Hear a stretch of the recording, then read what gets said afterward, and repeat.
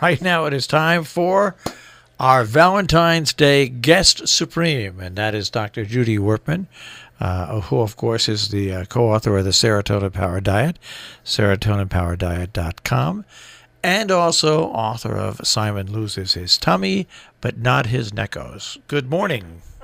Good morning to you. I feel like I come to you coated in chocolate or something. Coated in chocolate. I wonder, Jill and Marshall, that whether Necco's failure, it is true. It is a casualty of a hedge fund like Toys R Us was also a casualty of a hedge fund.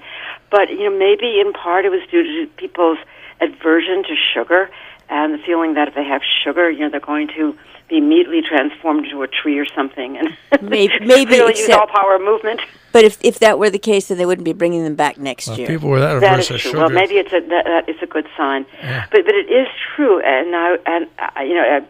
in the article I sent you, really describe what the dilemma of a friend of mine. What do you do if you want to give chocolates or some form of candy on Valentine's Day, which has been a tradition really for about 150 years, ever since 1861, and probably before that, when an Englishman named Richard Cadbury thought, wow, I'm going to put my chocolates into a heart-shaped box and sell it only on Valentine's Day, and there was an industry born just like that.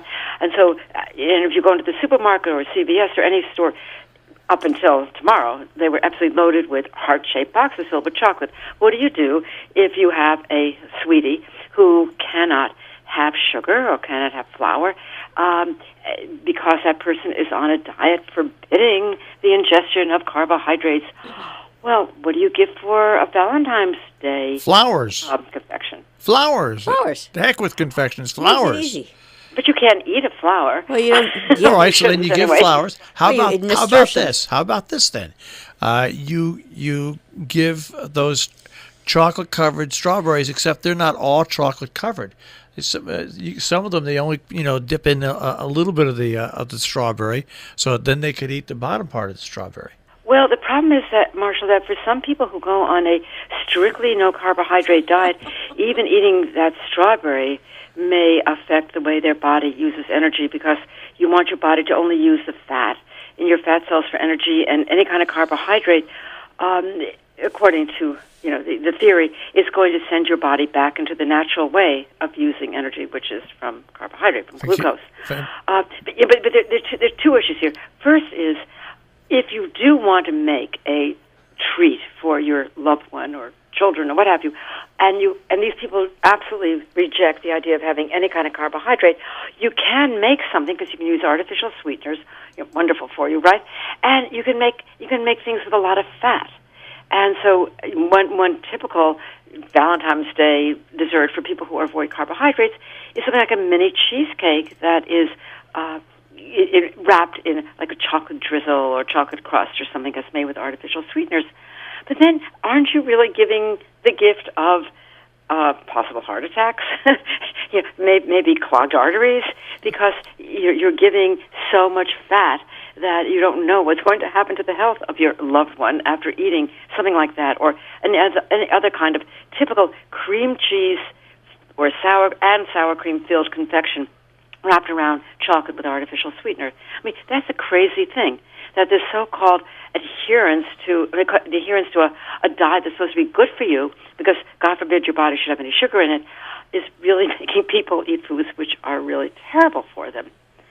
And so maybe you're right. Maybe you should really just avoid eating any kind of chocolate at all. But wait. What about bologna shaped like a heart? Yes. There is a sausage-shaped heart. Right. Yes, you could. Marks and Spencer is selling, or was selling. Marks and Spencer, the food company in England, is selling for your Valentine's Day breakfast. So there are things you can do, but there's a bigger point here that I would just like to direct your attention to this element of this painting. What's that, Mrs. Valentine? That people don't know how to eat anymore, and they don't know what their bodies do, and what their bodies do with, when I say the information, it's sort of like consuming news, if you will. But they don't know what their bodies do with what they're ingesting. So exactly right. It's hard to make unless you know. It's hard to make an informed decision.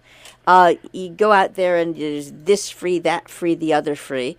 The gluten free, and I always have to emphasize, if you are if you have celiac disease, or if you are impaired in a certain way, then your body cannot process gluten.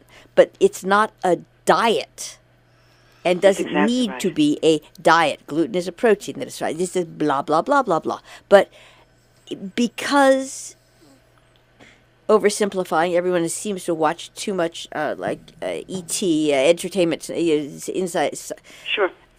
You just don't know what goes into a proper diet. And as tedious as the building blocks, you have to have a this and a this and a this, were, at least they had some shape or semblance of what you were supposed to eat. So, yes, how do we survive? All until these celebrities decided that we couldn't survive on carbohydrates. Somehow, humankind managed to process these foods. Now, it is absolutely true, Jill. There are maybe genetic or somehow, there are diseases, celiac, some types of other intestinal problems like irritable bowel syndrome, etc., that react very badly not only to gluten or a protein like gluten that's found in certain grains, but also certain components of vegetables and fruits. And so you have to follow a very strict diet. But that's no different than somebody who is diabetic or has high cholesterol following a strict diet. You have a diagnosis, and this is your nutritional regime, and you hope that it's going to decrease your symptoms. But everybody else says, oh, I'm on gluten-free, I'm on grain-free, I'm on a keto diet. They have no idea what's going on in their bodies. And the interesting thing, which of course nobody tells you if you look at the internet, is that your brain really wants you to use glucose for energy. It really doesn't like it if you use little fat globules for energy. And so what your body has done to help your brain out in this situation, if you're just eating a non-carbohydrate diet, is it takes protein and it changes it actually when it's broken down to amino acids to glucose, and it takes half of the fat molecule called glycerol and it converts it to glucose. This all happens inside your body, and you can't get inside your body and get rid of that glucose. It's there, and it goes into your brain, and your brain uses it for energy, and your brain is very happy, and you're very happy. But of course nobody tells you that when you read all these instructions about don't you dare put any carbohydrate in your mouth, because then your body will stop burning fats for energy, and your brain won't survive. So the people just choose to give you whatever information they want, and the rest they make up. Yeah. And I don't know whether we have to go back to first principles, and maybe in junior high school say to people, we're going to teach you something about how your body works. Maybe that's how we have to start, rather than going to the internet and trying to find out fake science. Sorry to be using that word, or science fiction. But maybe finding out what the real facts are, so that next year on Valentine's Day, people can eat chocolate without worrying that their brain is going to turn to mush. Just don't get your spouse a washing machine like I did one year. You did? I did. Well, I thought she would be happy. Guess what? I would be very happy with a washing machine. She was very, very upset at me. Well, maybe because you didn't get her a dryer, too. Maybe because it fell off a truck. I got it at Sears. Did you get a dryer? Who knows, Marshall? Maybe you're starting a trend. Next year, get your loved one, a toaster or food processor. I'll never forget it. Or vacuum cleaner. I don't think I ever bought anything from Sears again. Okay. That's not true. I know that for a fact. Okay. All right. Anyway, Happy have Valentine's a good day, regardless. Bye-bye. Dr. Judy Wurtman and Food for Mood here on Robin Hood Radio.